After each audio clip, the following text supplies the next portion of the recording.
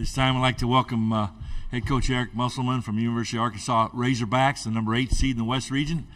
Coach, second time in a row he's brought Arkansas to Wells Fargo Arena in Des Moines. If you have any questions throughout the tournament, basketball contact, Mike Kaywood, immediately to my left. Coach, welcome back to Des Moines. Thanks, Mike. It's the second time for me in Des Moines, but one was with Nevada and one was with Arkansas. Your outlook on tomorrow's game? Obviously, Illinois. Any team in this tournament's really good, and Illinois presents a lot of issues that we have to discuss as a team.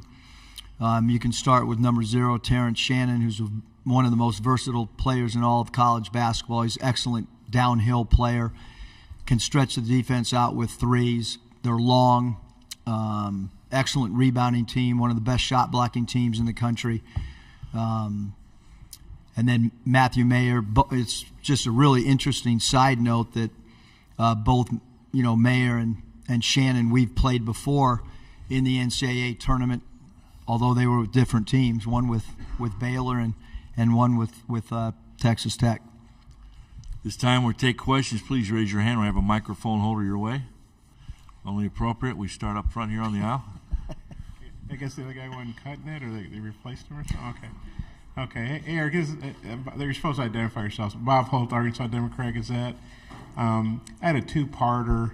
One was, you have a history, including this season, of doing really well, winning games when you have a little extra time to prepare.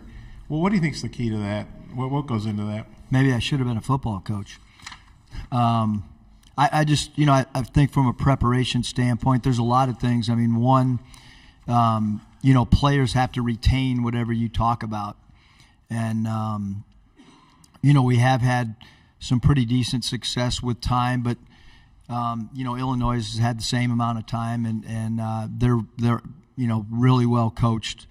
Their offense is actually something that you kind of need a little bit of time because they're spread. They'll run a blind pig action, which is an old Phil Jackson backdoor type action, and they really try to get the ball to the elbows and the nail with their 4 or 5 men, and then they run a lot of cutting action off that. So, we've needed this time to prepare for them and to learn their personnel as well. You look at your all season and Illinois seasons have kind of followed similar trajectories. You guys were both ranked in preseason poll. They got as high as 16. I think you guys were as high as 9. You had some roster issues with injuries. They had a guy leave the team. You had some tough losses. Ultimately, you won enough to get here. Kind of what have you thought about there? And you both have a lot of young players and some older guys. What have you thought about the similarities, trajectories to get here that you two have both endured? Yeah, I would say, Bob, that any of the 8-9 seeds across the board, other than maybe Florida Atlantic because they're a little bit of an outlier, but I think anytime there's an 8-9 seed and it's Power 5 involved, which is usually probably 90% of those 8-9 seeds, I think you're gonna see teams that have some peaks and some valleys, and that's certainly been the case with us with the injuries and being one shot or one possession away from more than a few other wins that we potentially could have had. But we also knew when we had a roster of 13 with 6 freshmen that there were going to be some ups and downs. And then when you have the injury and 6 of your 12 really are freshmen, that's kind of to be expected. And I do still think that we're still evolving and we're still improving. I really truly believe that hopefully tomorrow we'll be a better team than we were against Texas A&M. I'm going to go to the right side, the aisle. Do you have a question? Hey, Coach. Todd Richardson with ESPN Arkansas. I know you enjoyed going out to San Francisco last year. Your mom got to make that, and just because of your time out there. But how nice is it to just be 6 hours away from Fayetteville, considering you guys played in Buffalo and San Francisco last year? Yeah, I mean, we hope Ty, that we have a really good showing. Champagne's an hour closer than we are, but both programs are close enough that somebody could drive to. Our fans have traveled really well in the past and hope that continues for us tomorrow. Other questions? Okay, stay on the left, and we're going to go across the aisle to the right afterwards. Eric, you coached here before in the NCAA tournament, but when you were a G League coach or D League or CBA, did you play those guys? Iowa Energy, yeah. Nick Nurse was a coach. Okay. He's now coaching Toronto. Yeah, well, what's it like? Obviously, that's a different dynamic, pro ball. Coming here, kind of, what was your experience like as a pro coach here? And I guess you know your way around Des Moines a little bit. I really don't, but okay. I mean, as a coach, you just, especially at the pro level, you kind of come in and play the game and leave. And then one other, Illinois, I mean, you guys have good size, obviously, but they're really big. I mean, they got guards as big as you guys do. What do you think of their height and how that could impact the game? And maybe if you guys can get it going up and down a little bit more, maybe you could negate that. Well, I think Illinois is a really good offensive transition team. There's no doubt about that. But they do have great size. I think when you look across the board, they can block a shot at every position. That's a little bit unique to play a team that 1 through 5 can alter shots. And when you put together a roster with length, that's one of the things that you want to do. That's one of the advantages that you have is try to make people shoot over the top of you. They have a point guard in Shannon who's got great size and great length, and Anthony Black has great length as well. And both teams I feel are going to try to get out in offensive transition. They probably execute the shot clock a little bit longer than we do. Having said that, transition defense is probably going to be important for both teams. Going to go across the right here. Go ahead. Scott Ritchie with the Champaign News-Gazette. You mentioned Terrence Shannon, Matthew Meyer. Is there any other Illinois player that's maybe stood out to you as you've looked into them a little deeper the last few days? I mean, I really like their roster. I mean, Epps has done a great job. I know he's out for a short time, but he's a guy as a freshman that can score the basketball. He's 10 points a game. Another freshman in Ty Rogers who plays really, really hard. Great loose ball getter, can beat people off the bounce. Gets extra possessions for him by how hard he plays. 42 inside, great spin move, loves to spin baseline off either block.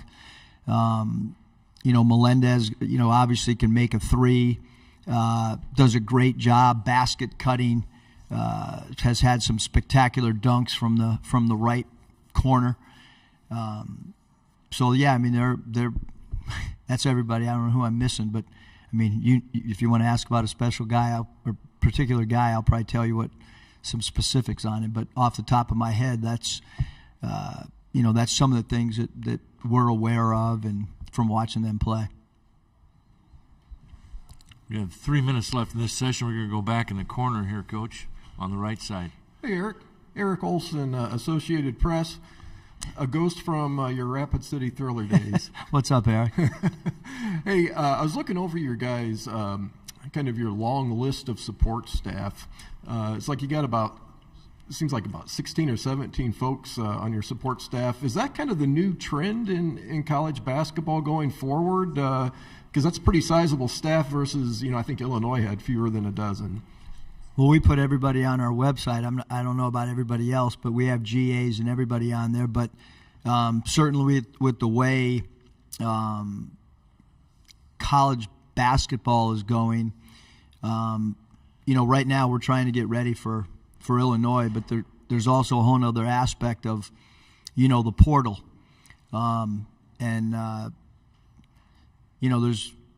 There's people in our conference doing home visits right now while we're trying to get ready to play and perform well in this tournament. So there's a reason for we try to be at the forefront of analytics. So we have a couple guys on staff that do that. Certainly our GAs are really important to us as guys that can rebound for guys. So, but we've tried to model it much off how an NBA team does with specific roles and responsibilities. Okay, we're going to go back to the aisle here. We got one more question after this. We'll close it out. Okay. Eric, obviously AB, Nick, and Jordan all came in with a lot of hype. How have you and Nick, has been in and out of the lineup now, but how have you felt those three have played and done with all the expectations and everything they had to deal with, and then how they've played this season? Yeah, I mean, I think all three of them have played really, really well, and obviously you mentioned Nick, who's been in and out of the lineup, and he's continuing to get his rhythm. That's really hard on any player at any level, let alone a player that playing in the SEC.